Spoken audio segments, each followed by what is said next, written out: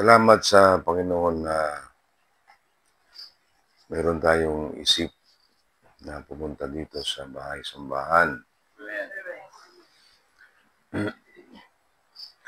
Kasi inisip natin mahalaga to na tayo ay nakapagdadasal na sama-sama. May mga pangyayari na sa iba, hindi na kailangan yung pagdadasal. Kain na lang. Kuminsan, magdadasal shortcut. Salamat po. At kuminsan, pag natapos ng kumain, saka lang naalala ang Panginoon. Kung dumigay na, hindi ko alam paano dumigay. Ay, salamat sa Diyos. Naalala nila. Tayo, hindi tayo mabubuhay na walang pagdadasal. Hindi ko kaya mabuhay na walang dasal. Sa iba, nagagawa nila yun. Kahit po sila magdasal. Tayo, hindi natin kaya yun. Kasi yung Espiritu ng Diyos na sa atin, igisingin tayo sa madaling araw, hindi para kunin yung cellphone natin at tignan kung mayroong mensahe. O tignan natin kung may nagkomento sa Facebook, sa pinost natin. Ginigising tayo ng Panginoon sa madaling araw. O kayo ba nararanasan niyo? At doon, nagdadasal tayo. Tingnan ninyo, pag hindi kayo nakakatulog, magdasal kayo, makakatulog kayo. O minsan ka, hindi na natapos yung prayer mo, nakatulog ka. Napakahalaga ng pagdadasal. Yung mga hindi na natin kayang gawin, dinadaanan natin sa pagdadasal yan Hirap na tayo. Minsan, yung isa sa mga miyembro ng pamilya natin may sakit. Kailangan natin pagdasal. Hindi natin alam kung gagaling pa sila. O anong gagawin mo doon? Pagdadasal mo. Amen? Oo. Kasi kahit maubos na yung kayamanan mo, magpapagamot Diyos sa may sakit. Wala lang. Kung hindi na bubuhayin ng Diyos, wala na. Kaya, kakausapin mo ang Diyos. Ihanda ka. Diba? Ihanda ka ng Diyos kung ano mangyayari.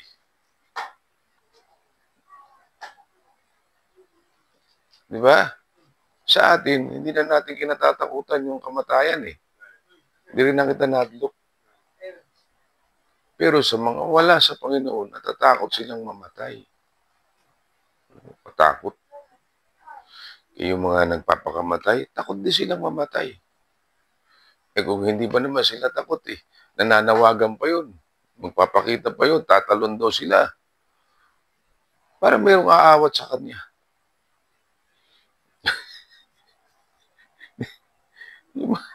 yung mga talagang nagpapakamatay, wala nang tatawagin yun.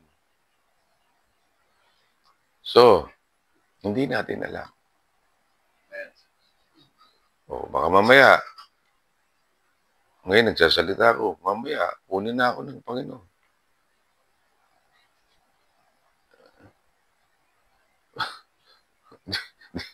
Hindi natin alam yun Kaya kung may pagkakataon, while it is near,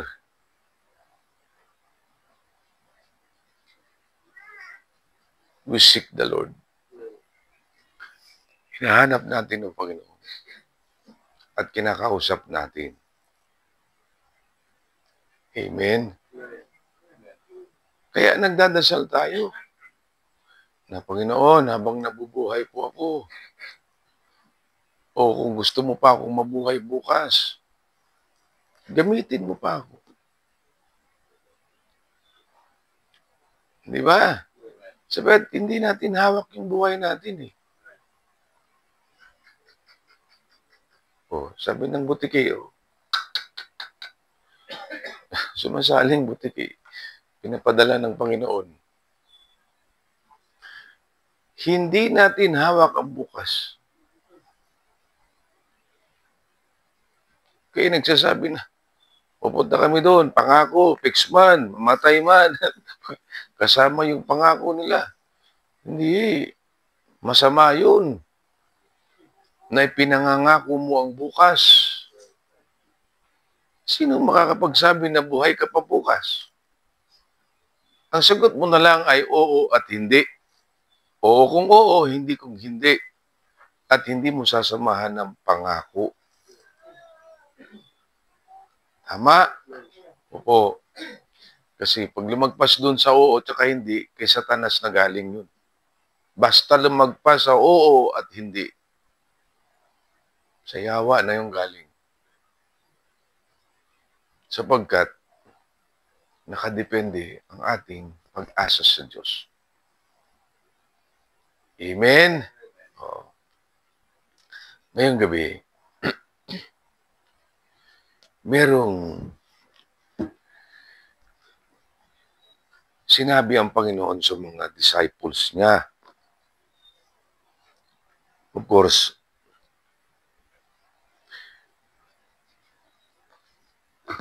pag binasa natin ang salita ng Panginoon, malalaman natin ang kalooban niya. Ano ba yung nasa isip ng Diyos, ng ating Panginoon, pag nagbasa tayo? Kasi meron tayong sariling isip eh. Eh ngayon, pumunta tayo dito, ano naman ang isip ng Panginoon? Tama? Okay. Itong isip ng Panginoon sa punto. Sa Matthew chapter 9,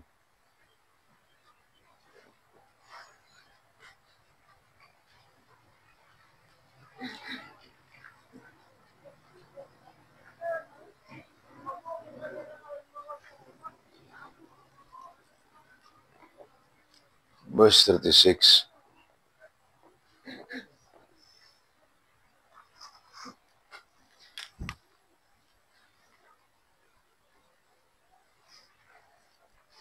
Ito si Matthew, isa sa mga apostol ng Panginoon.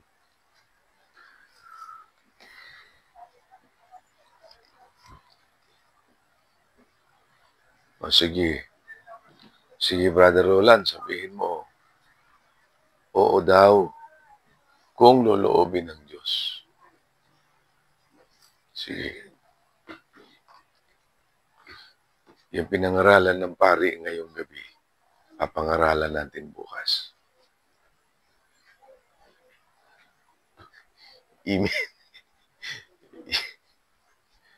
Ipagdasal natin na walang matanim sa puso nila ngayong gabi. At bukas makapagtanim ng maayos. Verse 36. But when he saw the multitudes, he was moved with compassion. He was moved compassion on them because they fainted and were scattered abroad as sheep having no shepherd.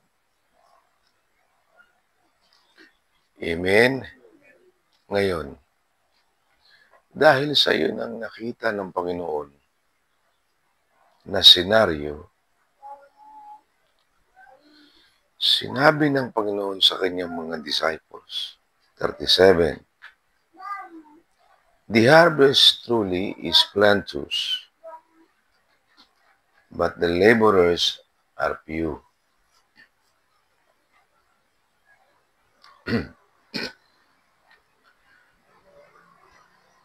Pray ye therefore the Lord of the harvest, that he will send forth laborers into his harvest. Amen? So nakita natin doon.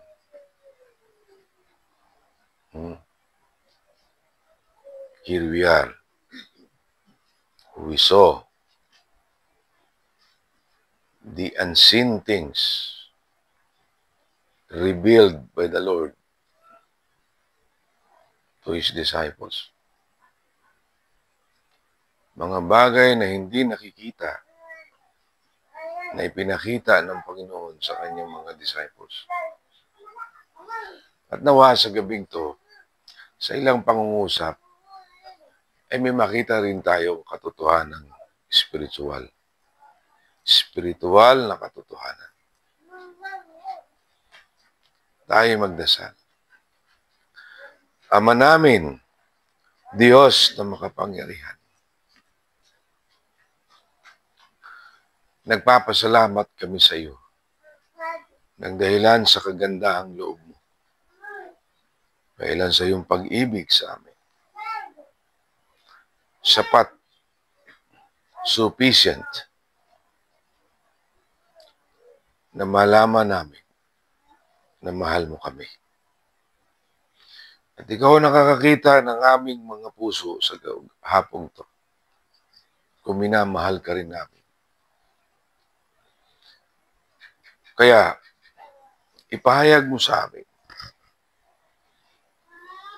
ang mga katotohanang espiritual sa aming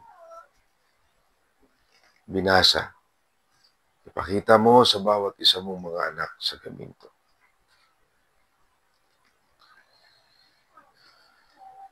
Ipakita mo ang iyong puso sa bawat isa. Salamat sa iyong pagpapatawad sa aming mga kasalanan. Gawin mo kaming karapat-dapat sa pagsambang ito ngayong gabi. Banal at makapangyarihan ang iyong pangalan. Salamat na ikay sa aming kalagitnaan tonight. Strengthen your people, the faith of your people. Ito po ang aming pong dalangin sa pangalan ni Jesus. Amen. Salamat po at makakaupo na kayo.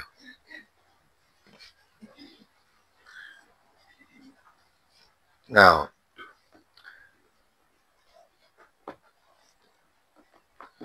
the message tonight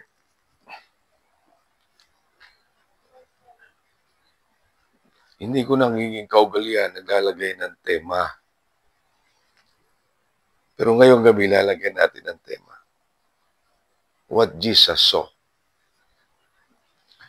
Ano ang nakita ng Panginoon?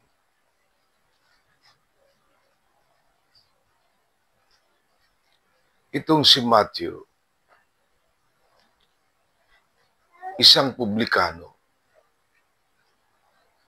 tax collector. He was a Jew, but he was hired by the Roman Empire to collect taxes.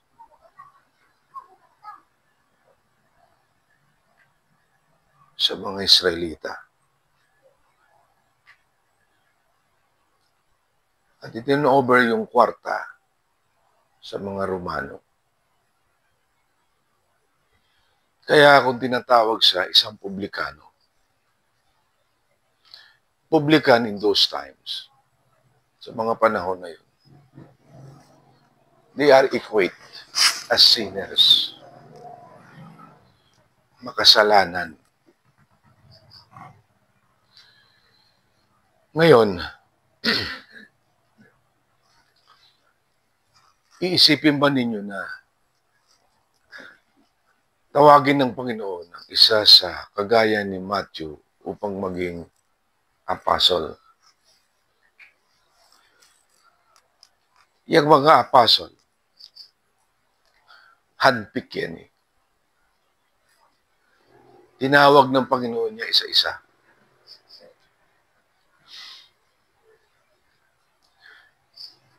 For the purpose is to be with the Lord. To become a credible witness.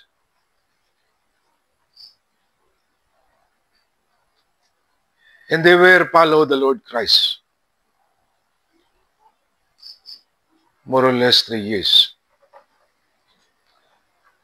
Kaya, ang kwentada natin sa Bible school natin, 3 years din. 3 years, matapos mo yung buong Bible. Pero yung iba, tinatapos nila lang 5 years, 6 years. Kasi sa mga subject, yung iba kumukuha lang ng 2, 3. Kagaya ng mga estudyante ngayon. Mukhang ang kinuha lang yata nila, Deuteronomy lang. Minsan hindi pa pumapasok. Ewan ko, kailan kaya sila magtatapos. So, 3 taon niya sinanay ng Panginoon. Na ang lahat ng mga apostle, binotismuhan niya ni John the Baptist. And they are one of the disciples of John the Baptist. Bago dumating ang Panginoon, tinawag niya yan isa-isa. Baptized by John the Baptist. Evangelized by John the Baptist. Baptized by John the Baptist. And they were trained and prepared na pag dumating ang Messiah, tinawag sila, sumunod sila. So, kaya, tingnan niyo yung ministry natin, tuturuan natin yung tao ayon sa tinuturo ng Biblia sa kaligtasan, pagkatapos binabaptize natin, pagkatapos sinasanay nating sumunod kay Jesus. Tama? Hindi natin ginagawa yun. Pag nadala natin sa simbahan, tao natin. Hindi. Tao sila ni Kristo. Amen. Kaya itong si Matthew, nakita niya ang Panginoon. Nung araw na yan, nakita niya ang Panginoon, naawa. Siya sumulat eh. Tama? We do not know how Matthew describes how Christ was so very compassionate. Pero ngayong gabi, ang sabi ng sulat, and when he saw the multitude, he was moved with compassion. Ang sabi ni Matthew sa kanyang sulat, nang makita ng Panginoon daw ang maraming tao, nabagbag na yung kalooban niya.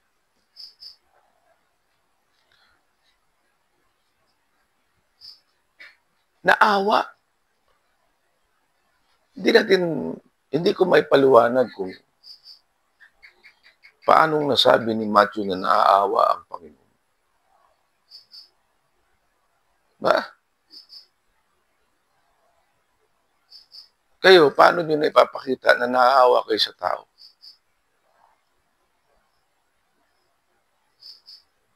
Naisip ba niyo yun?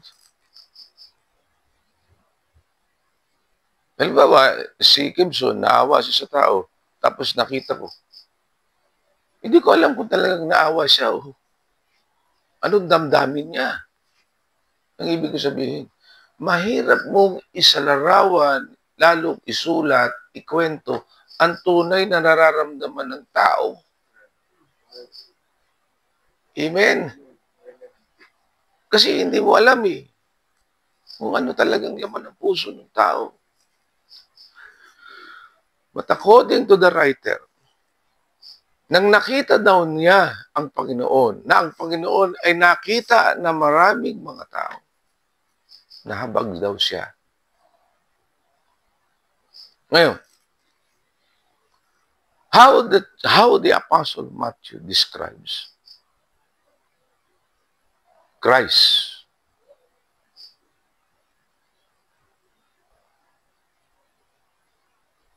Having compassion with the people. Paano niya pinakilala? Dito maunawaan natin kung ano yung laman at puso ng Diyos. Ano yung laman ng puso ni Kristo? Bakit siya naawa?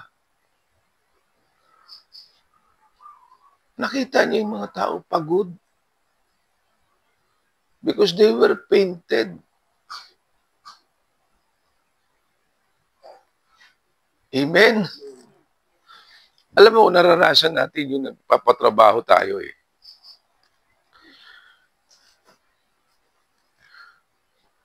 Nakita ko doon sa social media, nagtanong, tungkulin ba ng agaron ng nagpapatrabaho na yung mga surugoon, pakainin, ng tanghalian, pameriendahin? Yung tanong niya, ang dami nagkomento. Sabi nung isa, hindi obligasyon kasi inaarawan yun, arawan ng sweldo. Para pakainin, umuwi na lang sila sa kanila. Magmerienda na lang sila, may sweldo naman sila. Hindi obligasyon ng agaron yun. Yung isa naman nagsabi, out of love. Ha? Yung tao nagtrabaho na pawis, pagod na pagod. Pag nagpapatrabaho ka at nakita mo na maganda yung trabaho, sisiyahan ka eh. Tama? Kahit na malimig na tubig, pinainom mo yun eh. The out of love. Hindi yung compulsion dun eh.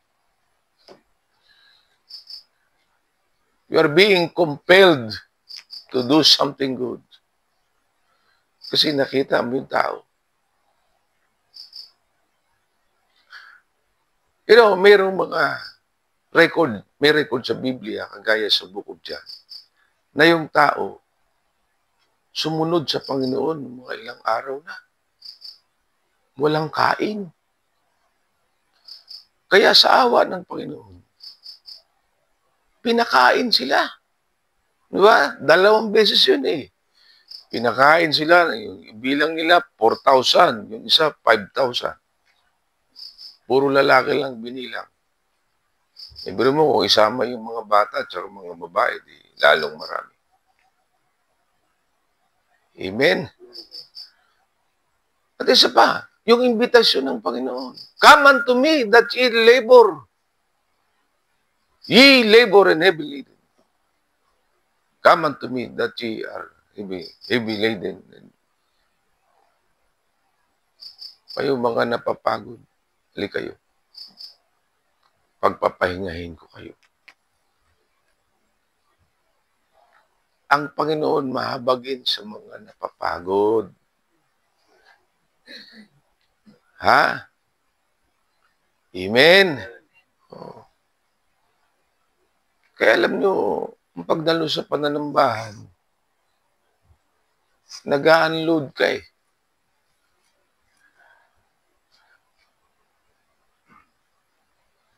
Panginoon,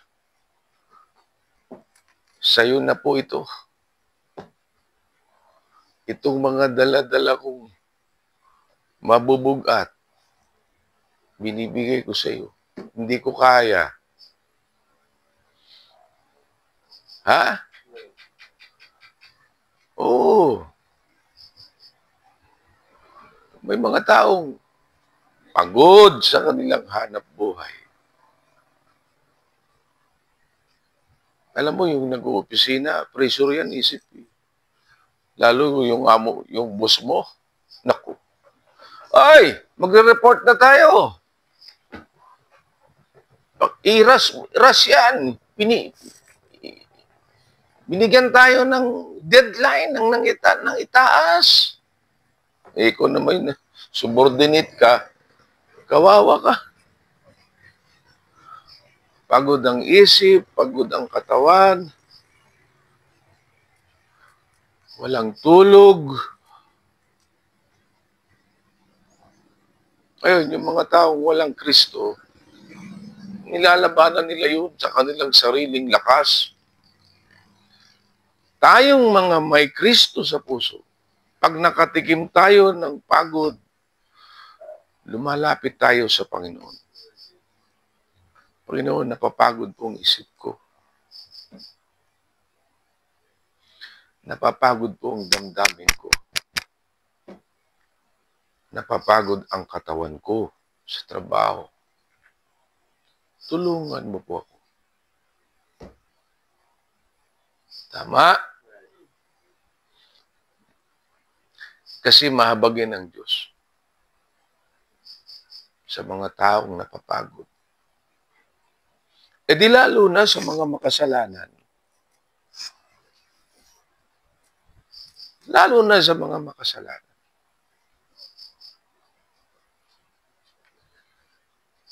Kaya yung mga tao, makasalanan, kagaya ng isang babae,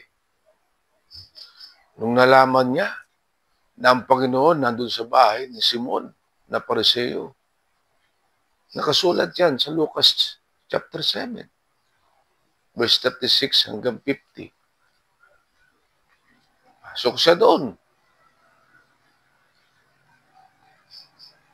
Umiyak siya.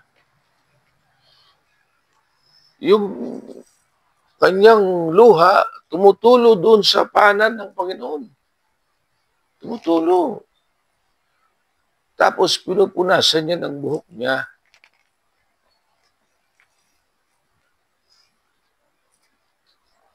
Tapos yung pabango niyang dala, lalagay niya sa ulo ng Panginoon.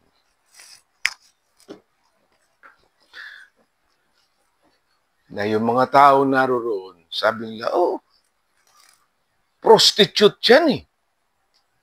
She was a sinner. Makasalanan siya. At kahit si Simon na Pharisee, sabi niya, if this man is a prophet, dapat alam niya na makasalanan niya.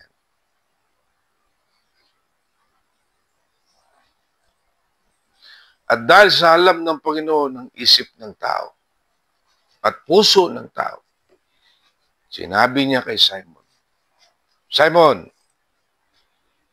may sasabihin ako sa iyo. Meron dalawang taong nangutang. Ang isa ay nangutang ng 500. Ang isa, umutang ng 50. Ngayon, nung sinisingil na sila, magbayad na kayo ng utang nyo. Wala silang may bayad.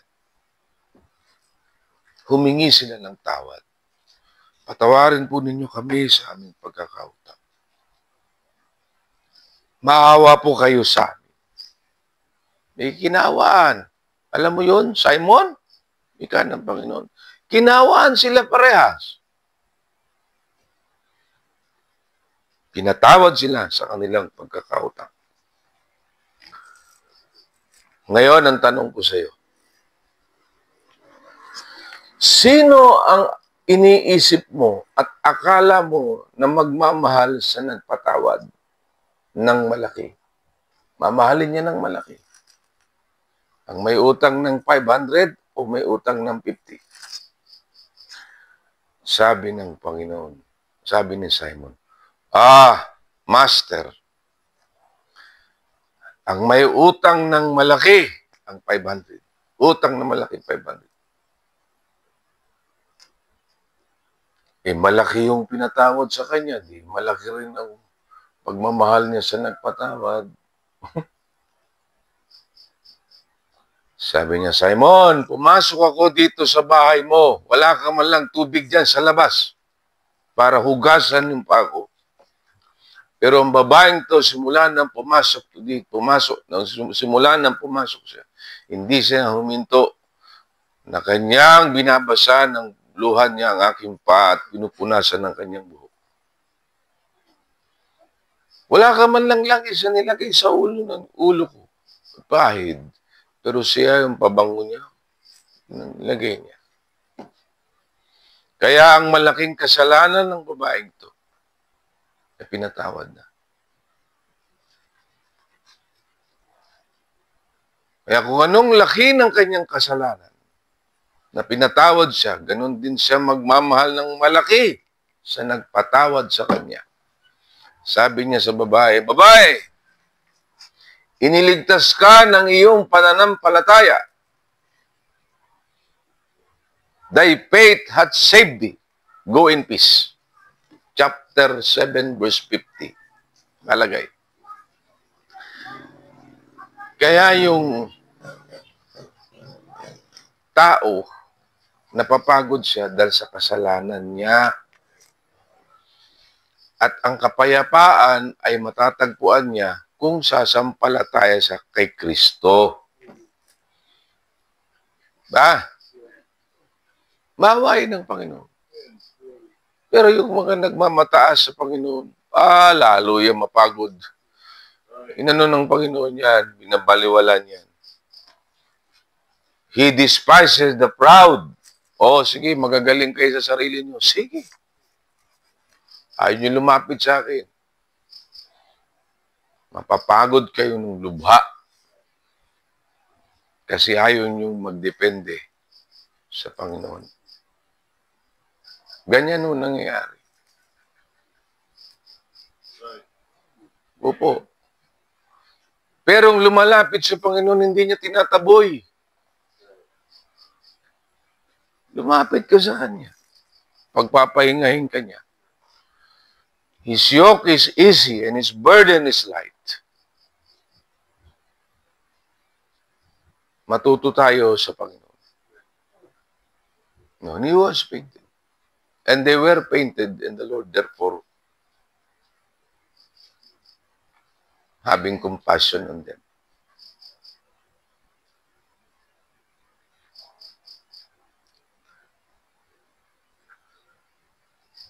Mahabagin ng Panginoon sa mga napapagod. Ngayong gabi, hindi ko alam kung ano yung nasa kalooban niyo. Maliban sa nakikita natin kung ano yung nasa puso ng Diyos. Everyone is invited to come to the Lord. If you are painted, you can talk to the Lord. May mga karamdaman pa ba kayo? Ilapit niyo sa Diyos. Pasalamatan yung Panginoon.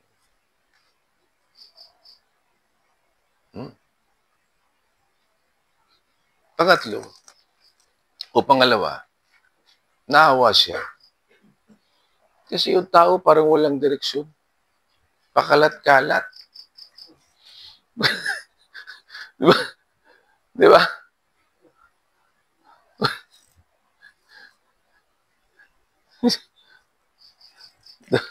Ang sabi dyan, He was moved with compassion on them because they fainted and were scattered abroad. They were scattered abroad as sheep having no shepherd.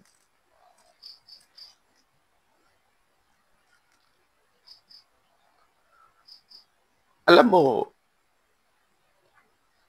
sa Biblia, sa aklat ng Book of Isaiah, libro ng Isaiah, tayong mga makasalanan na iniligtas ng Panginoon. Inihilang tulad tayo sa mga tupa. na nagkanya-kanya ng lakad. Isaiah 53. Ah.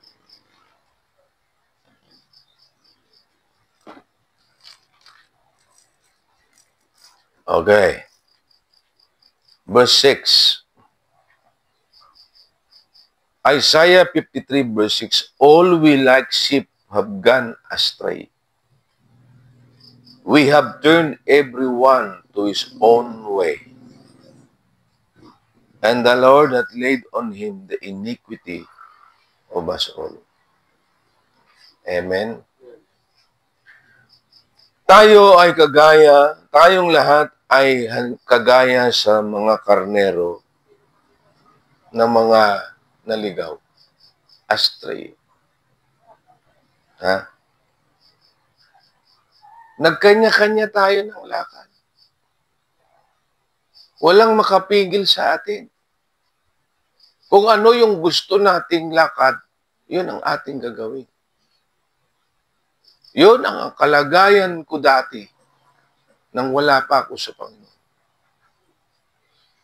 Kaya nahabag ang Diyos sa mga taong walang direksyon ng buhay.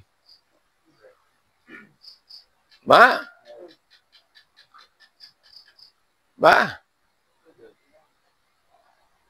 Alam mo yung tao na paggising mo sa umaga, yung usual na schedule mo, almusal ka, o maligo, mag-almusal, magtrabaho. Yung iba nga, hindi na nakakapaligo. Maghapon na yun. Tanghali, kain. Hapon na. Tapos tulog na naman. Yan o.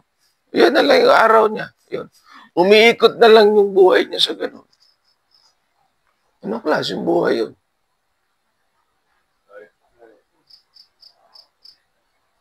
Nakakahawa yung buhay niya.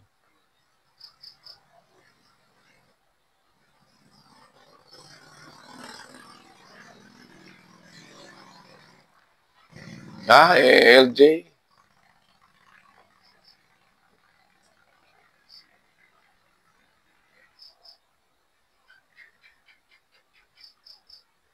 Tayo ay nasa panahon ng mga tao, gusto nila, walang magtitimon sa kanila.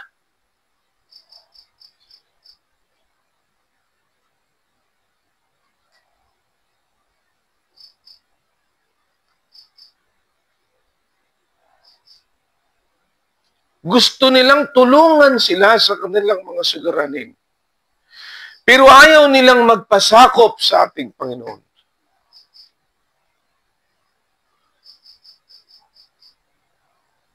Isang araw, meron na naman.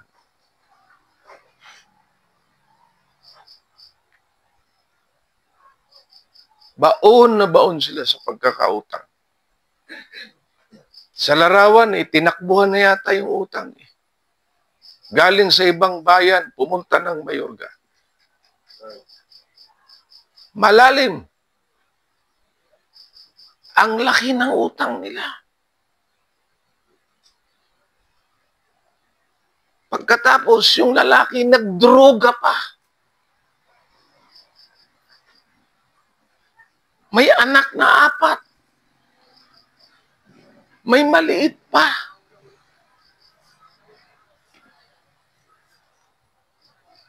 Hindi na alam ng babae kung anong gagawin. Pumunta sa simbahan natin.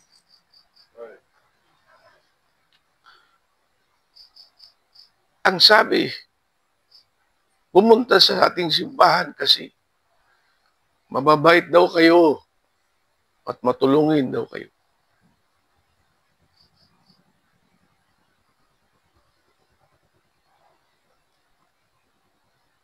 Sabi ko, Panginoon, huwag mo na mahayaang mapahiya kaming lahat.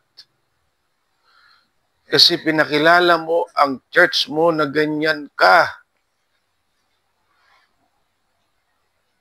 Pag lumapit ng tulong yan, wala kaming ibibigay. Dahil sigurado kailangan yan pera.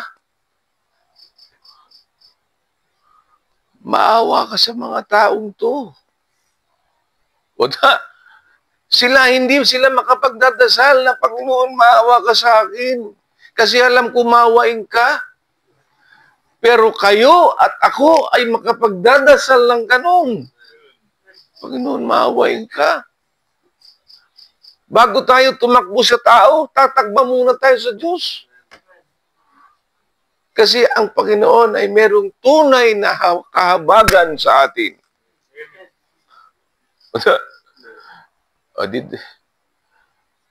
Sabi ko sa babae, papuntahin mo ang asawa mo dito. Gusto ko siyang makausap. Di pumunta ng linggo, abay, nung sinabi ko, dumito ka muna sa simbahan para mapapayuhan kayo. Aba, nung sinabi ko ganun eh. Miyerkules, hindi na nagsimba. Kanina pumunta ang babae. Nagsabi, Pastor, nang malaman niya na parang hindi niya na magagawa ang gusto niyang gawin dahil sasakupin na siya ni Kristo, ayaw niya nang pumunta dito. Amo? Ang tao, gusto niya yung gagawin, gusto niyang gumawa ng kunyang gustong gawin. Ang taong gumagawa ng kasalanan, hindi lalapit kay Kristo. Lalapit lang siya kung kikilalanin niyang nagkasala siya.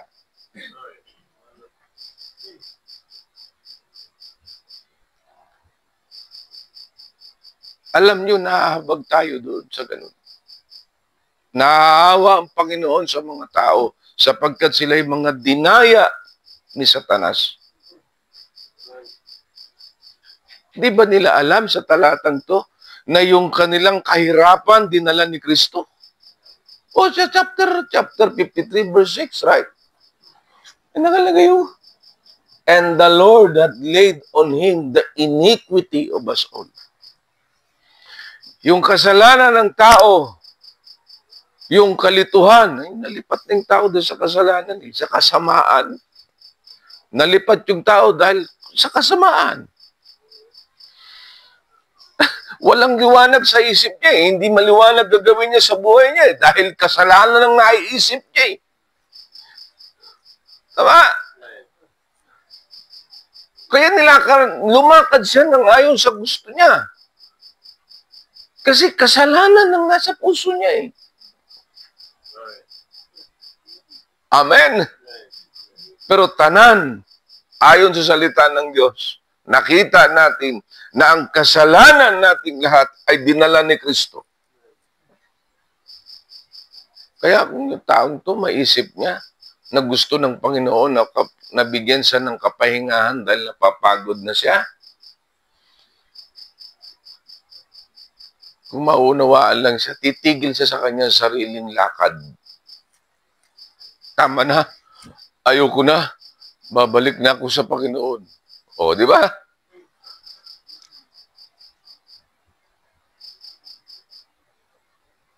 Opo.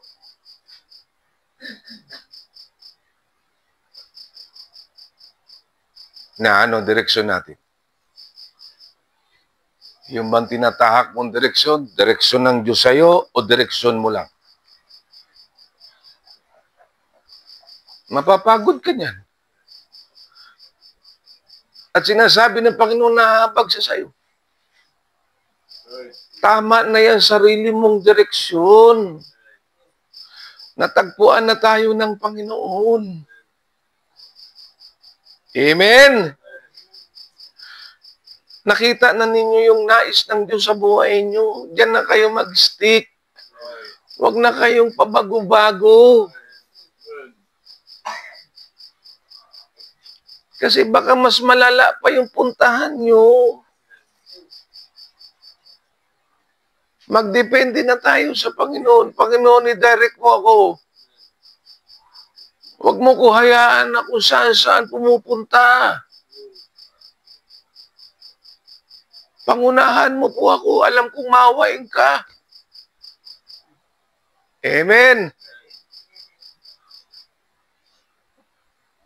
Meron tayong pastol. Si Kristo ang ating pastol. Kasi naawa siya, nakita niya ang mga tao, they were scattered abroad. They are like sheep having no shepherd. Di ba? Amen. Kaya, alam mo, mabuti may simbahan tayo. We find peace in Christ. We find direction in Christ.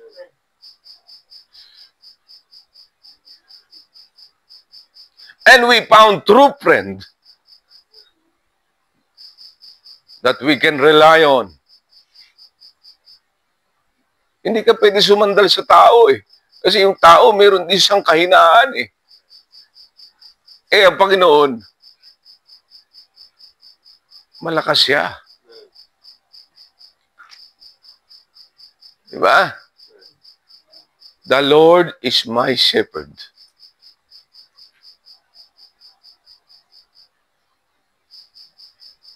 Salamat eh.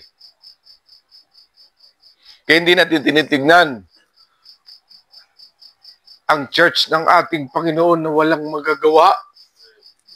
Kasi katawan niya ng Panginoon eh.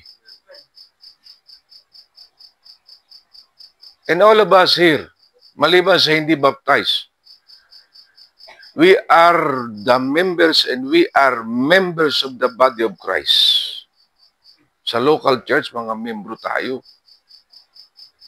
Pag nagkakasama-sama tayo, malakas yan. Kaya hindi natin titignan, walang magagawa yun, church. Mali po yun. Huwag. Kaya tayo binuklod ng Panginoon bilang katawan niya. At gusto niyang gumawa siya sa buhay natin.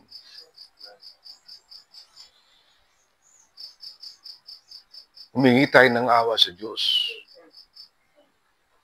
Kahit pa meron tayong magagawa, sabihin natin, Panginoon, gamitin mo lang ako. Gagamitin ka ng Diyos. Kapag hindi mo nire-recognize yung ganon, kahit anong pilit mo, mapapahiya ka lang. Kilalanin mo ang kapangyarihan ng Diyos. Iniligtas ka ni Kristo. Namatay siya para sa iyo. Inilibing siya, muli siyang nabuhay. Gusto niyang gumawa sa buhay mo.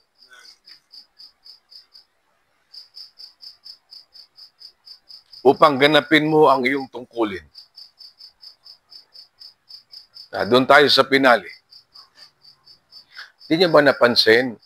Nang nakita ng Panginoon ang tao, na napapagod sila, nagsisipangalat sila, walang pastor, dahil sa tupa, parang tupang walang pastol. Ipinakita ng Panginoon, ang dami talagang aanihin. Dami talaga.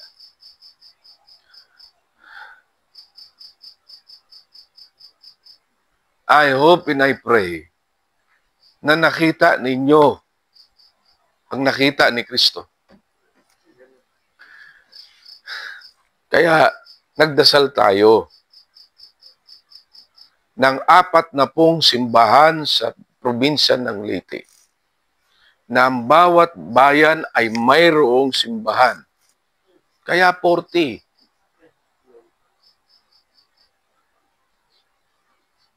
Bakit? Maraming aanihin eh. Maraming mga taong napapagod na.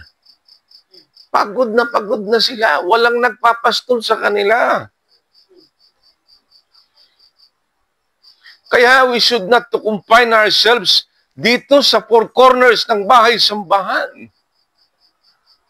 Kailangan tayong tumingin sa malayo, mga kapatid. Matuto tayo na hindi lang ang pamilya natin ang tinitignan natin. Hindi lang ating sarili ang tinitignan natin. Matuto tayo na hindi lang ang ating pangangailangan ang tinitignan natin. Matuto tayong tumingin ng kagaya ng tingin ni Kristo.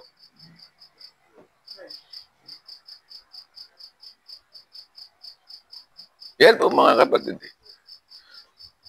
Kaya sabi ng Panginoon, magdasal kayo na magpadala siya ng manggagawa. Kulang na kulang tayo. Pero marami tayo.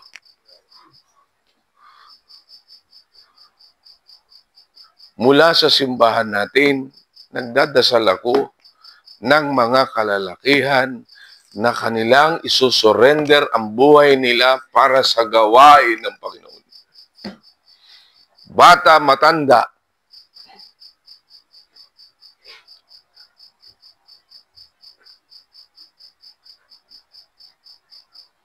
but we need to begin with the basic.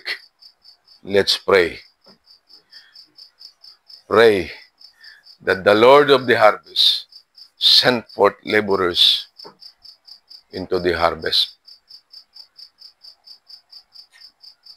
Magpadala siya ng mga wise men.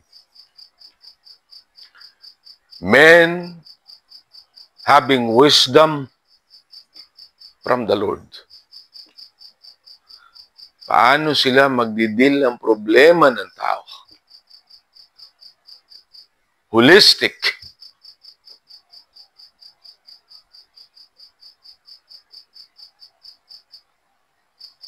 Magpadala ang Panginoon ng manggagawa. Talagang maraming anihin.